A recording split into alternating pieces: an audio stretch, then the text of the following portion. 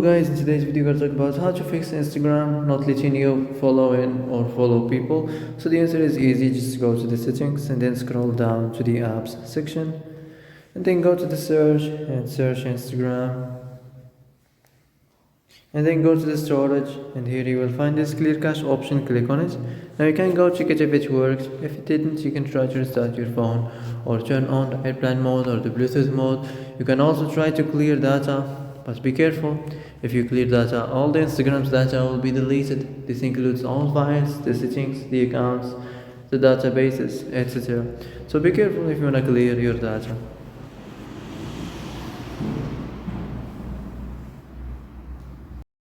So that's it for today's video. I hope this is the answer you've been looking for.